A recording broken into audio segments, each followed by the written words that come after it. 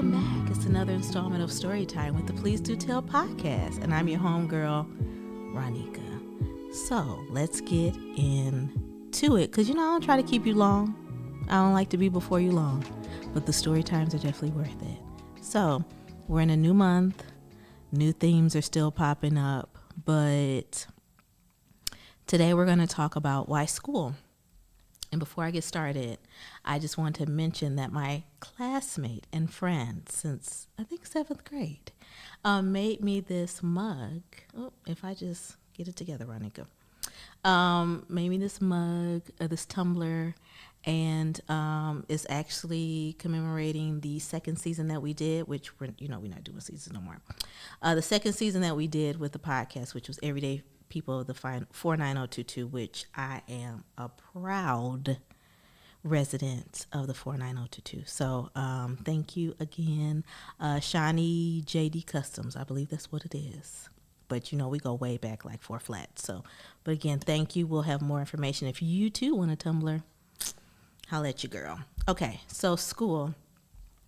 I know that I've probably talked to people in like my small circles, or even when I worked with young people about, what is your decision behind going to school, not going to school, I'm going to tell you my stories of why I went to school and how it pretty much changed my life. Are you ready?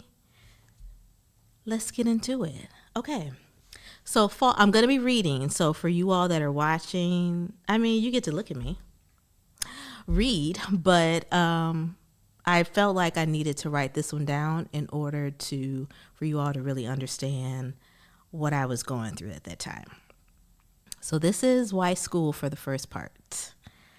Fall is a new season, and it means so much more than just a season, right? It's the football games, the fall colors, and a new school year for some young people that aren't year-round. So back to school, and you may have a senior in your home this year, which can be stressful, but enjoy the ride, trust me. But if your child is preparing to go away to college for 2024, child, let's talk. I wrote a blog post, it's probably about 8 years ago, and that's still getting hits because it's relatable. And but I'll read it to the end on the second part. My dad had to be the first one to subscribe to Beyond Scared Straight because we had no options other than school, and would send us to work at his factory job while we were college students. After one summer, we knew we were going back to school. All 3 of us did it. Now, if you're new here, I have 2 older siblings. I have a brother and I have a sister. And I love talking about them. I love really bragging about them because clearly my mom and my daddy didn't play. Okay. And so my brother would work. He worked first shift when he was a college student. My sister worked second. And then when it was time for me to work in the factory that my dad eventually retired from, I had to do third shift as a 19-year-old. Can you imagine that? Whew. So heading into the factory every night while your friends enjoy their summer nights was tough. And Dad's rule was never deny overtime. So can you imagine me going in at 11 a.m.? Your friends are just now getting ready because we're all home from college and I'm going into work. Ooh, just thinking about I hated it. You know that generation that wasn't denying work because both of my parents are baby boomers. We went from accepting all the overtime to not showing up for work these days. Interesting, but we'll get back to that later because that's something totally different. So I went in for work one night and it changed my life. The previous nights that I worked, I would spend my breaks with fellow interns or other people that I knew there. One of them spoke about not returning to school and working full time because I ain't gonna lie, that money was good. Just think about it. As a teenager in 2003,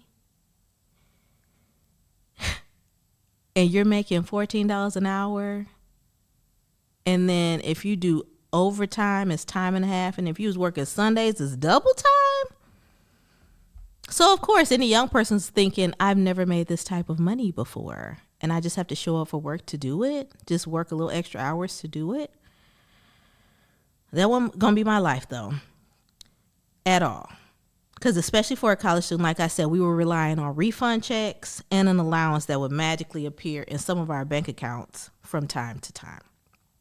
The checks were designed to sustain us through the upcoming school year that I was working that summer. Yeah, okay. One night we were instructed that we needed to stay over for a big meeting into the morning. So I think the meeting was like around 7:30 a.m. Days prior, I met the new plant manager, but there was no mention of a meeting. And it was mandatory. We all crowded in the room to hear what the news was going to be. I knew whatever it was, my dad wasn't privy to it because he would have said something. By the time I was a summer intern, my dad retired 4 years prior. The room was packed, and you can hear small conversations carrying on in different pockets until the plant manager decided to start the meeting. It was the news of a huge layoff. The company was downsizing and would be laying off over 50% of their employees. After the announcement was made, I felt as if time paused, and then I began to move in slow motion.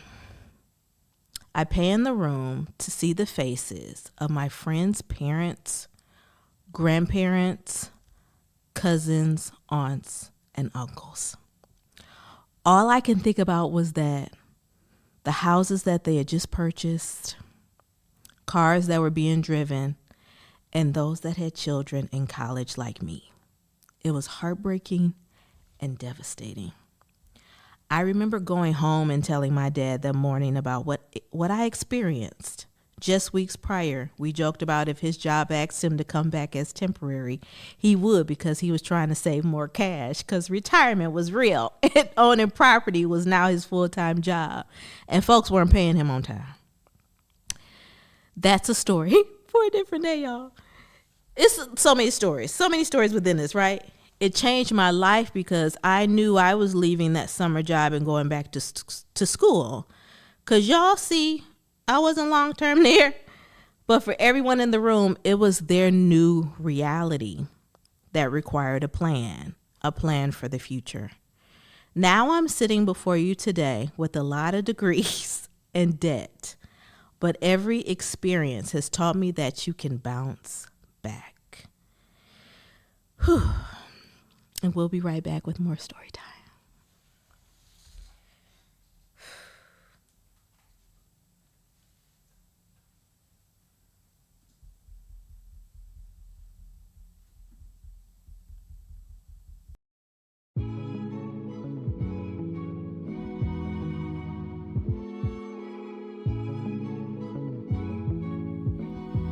Welcome back, y'all.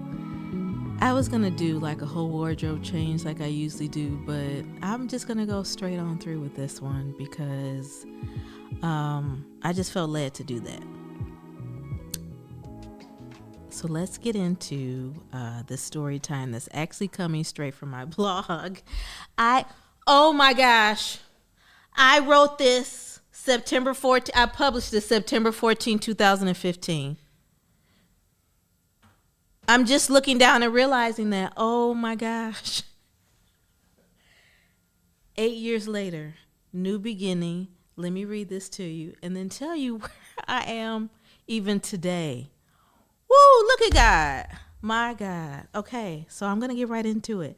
So on September 14, 2015, I wrote this blog post. It was actually my first blog post on this particular site, which was stilllens.com. And it's called A Loner and a Rebel, a story about a rebellious teenage nerd. And this is the story that year after year, I have either parents or friends, acquaintances, whomever, reach out to me and tell me because they know that I had a background with working with young people with transitioning them from high school to life after high school. So that's college, military, all the above. And so every year when I have a child that their first year, their first semester was really rough, I share this with their guardian to share with them. If the student does not reach out to me directly, then I give it to an adult that they trust. And so I'm going to read this to you. And just even looking at this date, wow. Okay, I'm going to read it to you, and then we're going to get into how school has absolutely changed my life. Okay, so I was a recent high school graduate. I believed I had done everything correctly in life. Graduated high school with honors, involved in numerous extracurricular activities, and what I thought, ready for the next phase, which was, you guessed it, college.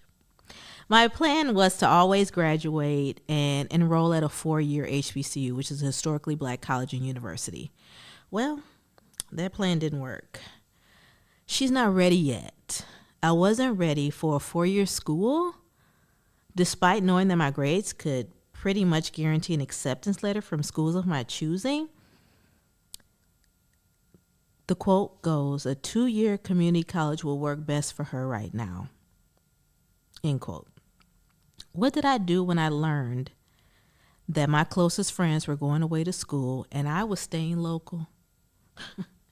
In my small town that began to feel like a terrible episode of Cheers because of the company I was keeping. Everybody was starting to know my name. I rebelled. Now, I've always, and I do mean always, loved history. For as far back as I can remember, I especially love learning about historical figures that resembled myself. I remember sitting in a history class at the community college and the professor was jumping on the desk and everything. He was attempting to get the class excited about the subject.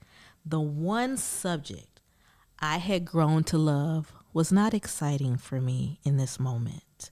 Why? I was pissed about my current situation. I was still upset that my friends were away at school and I was wasting my life away at a community college, because that's what I thought. That's what people were telling me. If you don't go to a 4-year school, why are you still around here? I felt worthless. I felt as though everything I worked so hard for in high school was irrelevant. Educators told me to be active, well-rounded. That's what schools look for when applying to universities. So that day I decided to walk out and not come back. I reached my breaking point. Even though the first year was paid for, I didn't care. I began to rebel. I think I only passed one class that semester. A freshman orientation class was the only positive thing on my transcript after that first semester. I said, I'll give it a try for next semester. Same results. I took a full load, 4 or 5 classes, and only passed one class. Again, I still didn't care. My environment was the same. The next fall semester, I was no longer on scholarship, and I remember my dad writing a check to the accounting office for all the fees for the semester. I thought, okay, I'll attempt to give, curse word, I'll attempt to give a care and take this semester seriously. I made an appointment with a guidance counselor at that school at the same community college. I don't even remember the woman's name, but I can tell you this. If she's still a counselor at that community college, I would love to see her right about now. She sat behind her desk and asked me what my problem was, among other questions, but here's the kicker. Was I on drugs? You read that correctly, and you heard that correctly. She asked if I was on drugs. I remember being puzzled and not knowing how to respond in a respectful manner, so I chose to walk out of her office and never come back. I knew if I stayed a minute longer, I would have crapped on my family's good name. I decided to withdraw that semester and flip that school the bird. Maybe they were right. I wasn't ready for a 4-year university. At the rate I was going to be the nerd from high school that was now employed at the local diner begging for tips in my sanity. So I had to think, what am I going to do now? There was another community college about 20 minutes away, the same community college that my sister attended and received her associate's degree. I said, I've got nothing to lose. Let me give it a try, because let me pause there. When you're thinking about, because I ran across this with many young people, when you go away to a school, you're starting fresh. So just think that those grades, your transcripts from high school, they're not really looking at those when you start college. So, for example, I was 20th in my class of 200 and I believe 12 of us. And my grades from high school didn't matter because I went to a college, started over. So basically I'm starting over. So the colleges that I wanted to transfer into after my first and second semester, that first year of college, it didn't matter because my high school transcripts really, it didn't hold as much weight as it would have been as me coming in as a freshman with 0 credits and I never attended anywhere else. So let me just drop that gem right there. That the beautiful thing is that I did transfer to another school and decided to start all over again. That's when I said I've got nothing to lose. That means I'm going to start over from scratch, okay? So let me get back to the story. My bright idea to start at this other community college for the winter semester was genius. And I didn't think about traveling an extra 20 to 25 minutes for classes. I did it though. The guidance counselor I met with came up with a plan of action after looking at my previous college transcripts and my high school transcripts. With a puzzled look on his face, he took a deep breath and asked me, "Okay, please tell me what's wrong. Why are you unhappy?" See, there was a difference between the guidance counselor from the first college versus the second one. Because in that second one, I said, finally, someone that's asking me a question that you're actually going to get an honest response. And I feel like it's genuine that you care. I sat in that office and poured my heart out to this man. He assured me that I could bounce back. See, I even said that I didn't even know that bounce back was in the, that was in there. But you see, that was in the previous story time. But I have to want this, and no 4-year school would touch me with grades like before. I told him I was determined and I would produce results. I just had to find my motivation, which was getting the heck away from my hometown. At the end of the winter semester, which was the January through, I think it's May, January through April, January through May, I told him I was determined to make the results, of course, and then I just had to find my motivation. So after the winter semester was finally able to, I was finally able to show my dad a report card. Now, prior to my dad, for those 3 semesters that, I was just playing around, my dad would always ask, "Let me see them grades." And I'll say, "Oh, yeah, I'm going to get them to you." Or I'll say, "Oh, I seen them on the computer." And he said, No, I need you to pull them up. I said, "Well, they're not on the computer." Yeah, I was just finding every excuse to not show my dad that report card. So, as I said in there, before I had never produced one. I would always change the subject. By this time, I hand-delivered the mail with my grades in the envelope. I even remember my class schedule from that semester. It was American History 101, English 101, Psychology 101, and World Religion. Drum roll, please. I managed to receive a 3.75 that semester. I couldn't believe myself. I was fighting old man Winter, Pride, and others to get those grades. I switched up my circle of friends temporarily to get the job done too. I had a goal and was motivated to complete it. I knew I wanted to move away and I didn't want anyone or anything standing in the way of me accomplishing it. I was convinced that if I had a goal, estimated end date, and a little elbow grease, that I could be unstoppable. I enrolled in the spring and summer semesters after that successful winter semester and continued to be on a roll. I transferred to a 4-year school for the fall semester and thanked my former guidance counselor for doing what he was sent to do in that season of my life.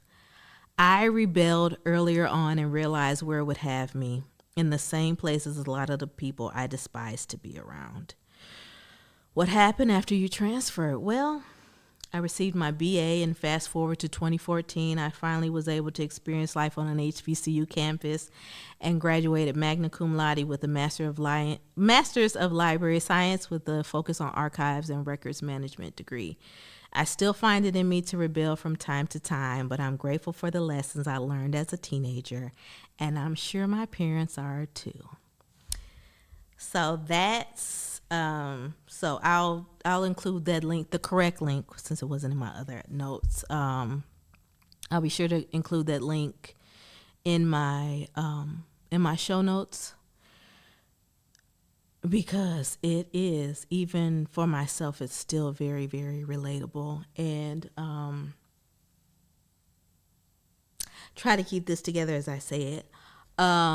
Seeing that I wrote that September 14, 2015, which was 2 years after losing my father, and just thinking about the headspace I was in at that time. I had just been laid off. I was working in Dallas. I had just been laid off. See, I'm like, I know about layoffs, so don't even try to listen. Layoffs can actually be a blessing. And a lot of the people that I actually worked with at the factory that were laid off, I'm just celebrating all their accomplishments, especially since they left there, because that was not the end for them. So my dad actually was witnessing me start the graduate program at North Carolina Central University, Equal Pride, all day, every day, amplified. And when he began to get sick and I decided to walk away from school. Well, I decided, I was forced because with my burn survivor story and having to challenge an I that turned into an F, and then changing that grade that became an A. It was a lot of time for me just trying to figure that out while processing that in 6 months my father might not be here. And I went back to finish the initial degree that I started when he was still alive, and I completed that in December of 2021. So the Master's of History. And what's also really beautiful is that I have a childhood friend that will be doing the same thing next weekend. So in honor of her mother, Linda Shaw. So Geneva, we made it. We mastered it, girl.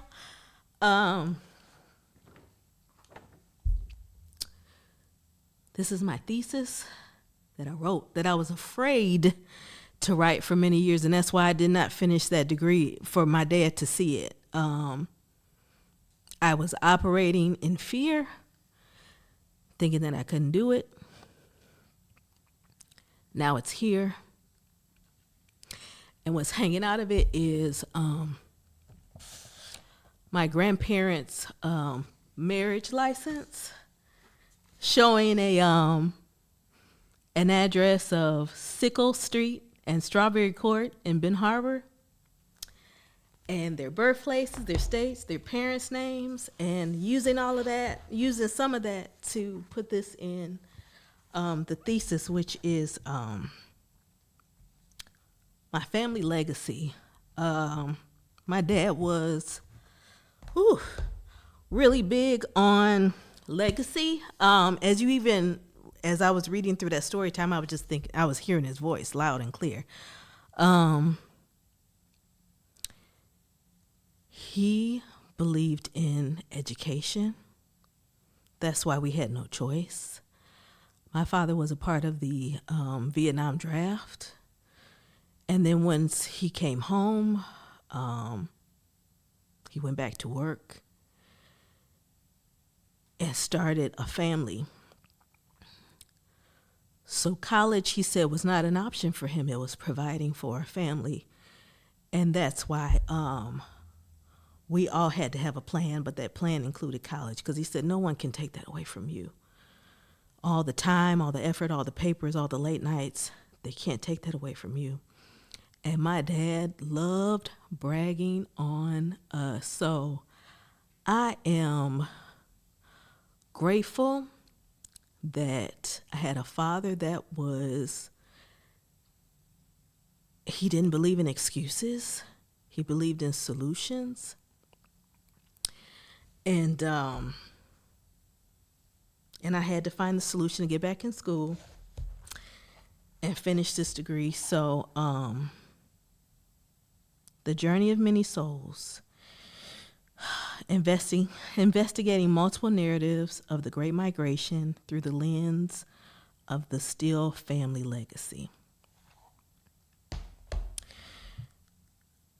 I get to tell that story on Saturday, starting with this marriage license, because this is how I became a Williams.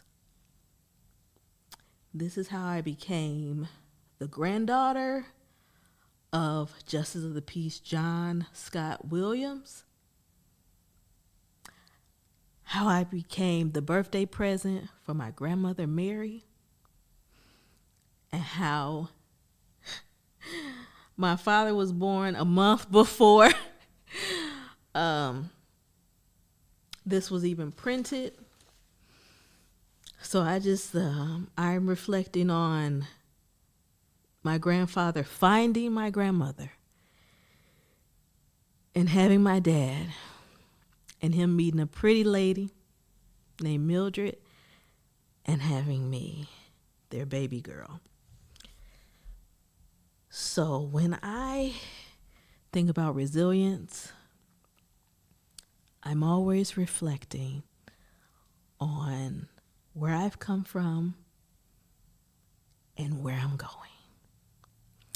So you all, that concludes story time for this installment of the podcast.